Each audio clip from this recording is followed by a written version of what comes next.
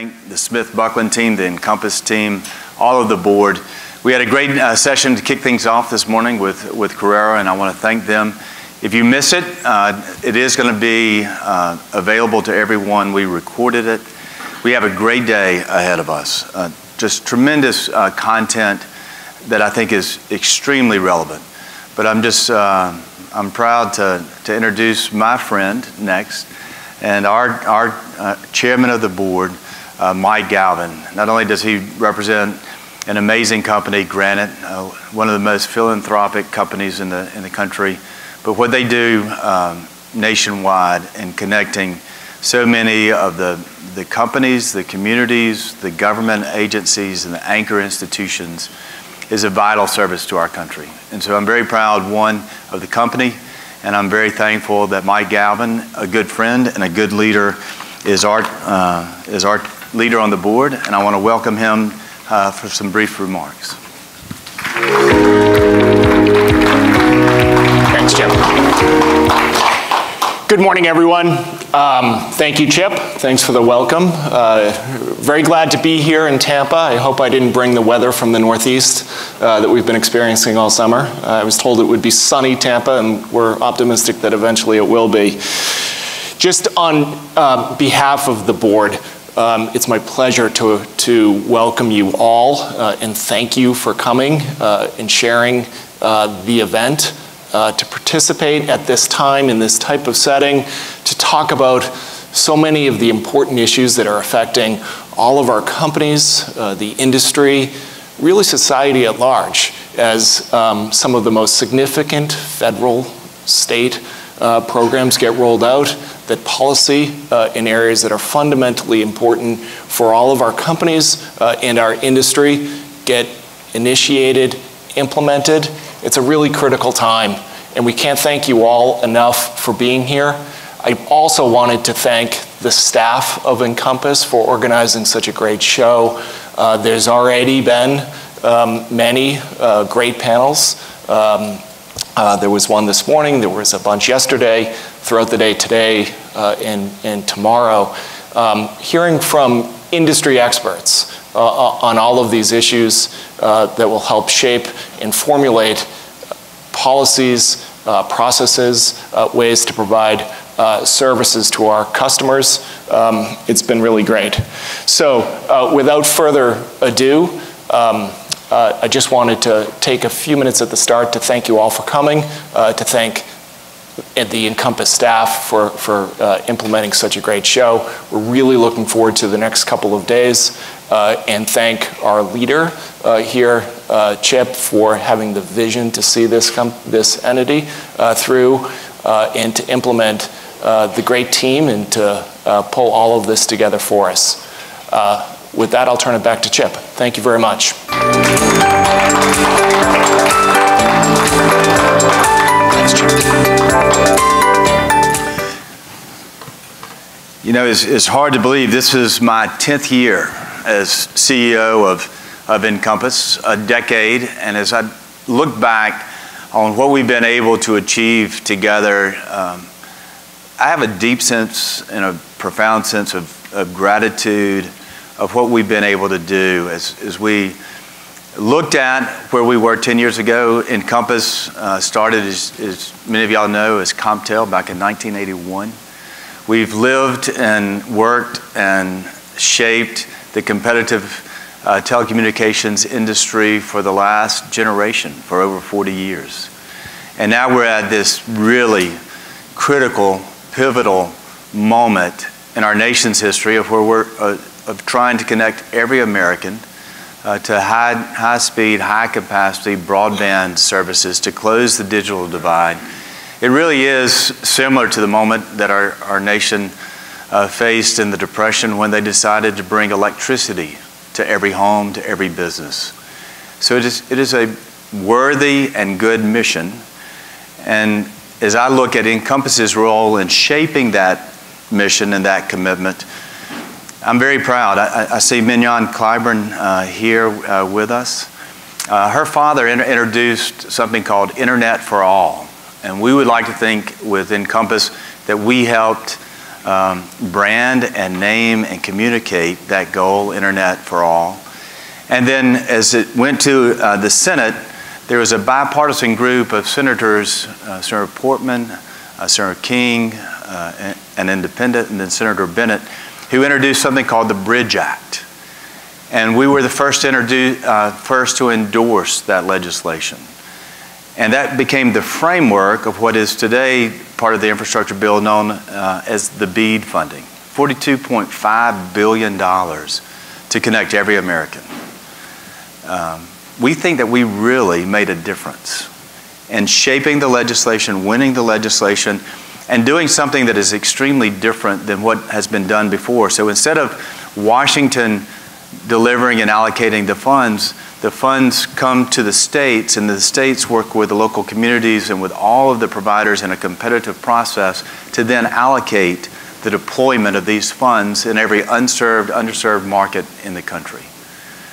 And our team, led by Angie Cronenberg, really, with staff relationships, member relationships, the White House, the administration, the Commerce Department, really helped shape both the legislation and then the guidance. And now we're working, and Mignon and I are working together as a good bipartisan team, going state by state and city by city for the adoption of best practices to promote a checklist of what it means to streamline and modernize how cities permit, hopefully just charge actual cost, so that the delays or the costs associated with this national mission and commitment to connect every American are as low as possible, and that we can build as fast as possible. And so we're on the front line every day working on that part of our mission. But then there's so much more that our team does. We're very active in USF, another core component of U.S. policy of connecting rural areas in all parts of high-cost, hard-to-reach places in our country.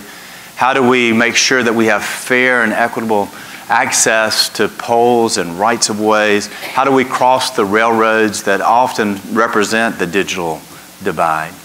And we're being successful with the ability to have legislation introduced in the House and in the Senate that will help make sure that we don't continue to see railroad robbery of charging just exorbitant fees to go under the railroad, and having unreasonable delays of how long it takes to get the permit. And so we're making progress on core ways to make our deployment as well as the funding work together state by state and across the country and to every corner of the country. And our team is very mission driven, and they've been very effective and very influential. And because of that, you know, we can celebrate the last 10 years of really shaping core policies that started in 2015. And because of the work we did in making sure that we had an open internet, that the streaming and the over-the-top industry exploded and became something that we didn't think was ever possible 10 years ago, and that is that the cable bundle could be broken and our companies could be unleashed and not be dependent on offering a cable bundle, but could offer just broadband internet only. And it changed the economics of fiber builders now being able to go in on a competitive basis and build networks with a new economic case, a new financial model. So those things that have transformed our industry over the last 10 years, we feel like we were in the midst of every battle and had an effective voice in all of that. And so as I look back over the 10 years of how we repositioned, rebranded, renamed, and expanded and diversified our membership, and then as we focused on our policy summit and our new shows, this year we're going to have over 260 companies at our show, about 1,100 attendees, another successful show to build on what we've done over the last couple years coming out of the pandemic, so that our advocacy and then our policy summit and then our show and the engagement where we can now do a great meeting of our industry that promotes the business-to-business relationships. This event, over all the years, is known as the place where deals are made and people can make new partnerships, strategic partnerships, good business. And we're very proud that this event is growing, and we look forward to next year. We're going to be back in Denver. We have the Policy Summit in Washington that is coming. So as we look over the health of INCOMPAS and the direction of INCOMPAS, we feel that we continue to be not only the founding voice of competition, but the strong voice today that our industry needs to promote competition in every community, every city, every state, and to really help our country form the policies that benefit the public interest in the communities that many and all of the companies that we have are serving. So I come before you today very grateful. I turned 60 this year. It's hard to, thank you. It is hard to, it's hard to hide from 60. It's hard to not think, okay, I've entered the portal of old age. And I hope with some greater sense of wisdom and humility. But I am thankful for the opportunity to be the CEO of INCOMPAS. I'm grateful for the tremendous talented team that we have on the staff, and that we're building something together, not only as an organization that brings our industry together, but we're building kind of the essential foundation for the future economy of connecting every place and every person to the applications that will shape our future. Education, healthcare, advanced manufacturing.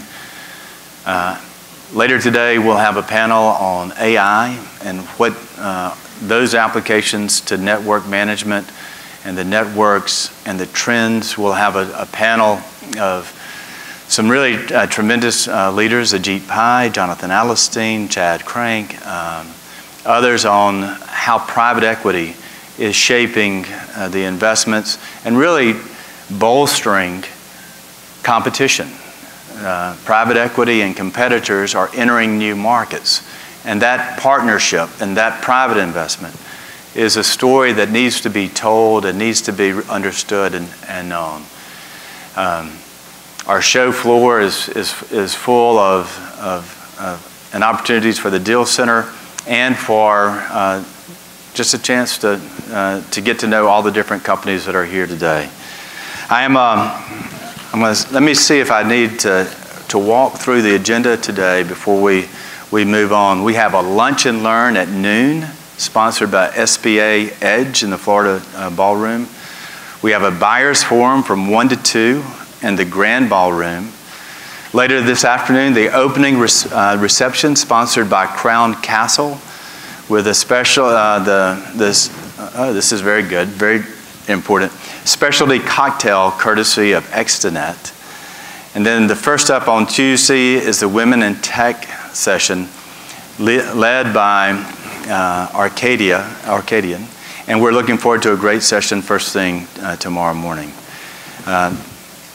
Let me see if there's anything we have. I want to show the slide from the INCOMPAS Policy Summit. That's going to be March the 5th.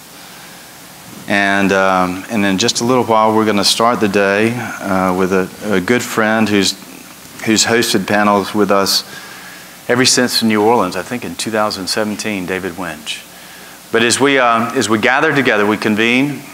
We have a great 2 days together, a great lineup.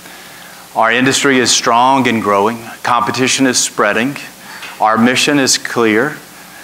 And our founding till now and to the future is something that I think that we can all take pride in. And so I'm very grateful, thankful for being here. Tampa is going to be a great place, and I look forward to seeing and talking and meeting with many of y'all over the next 2 days.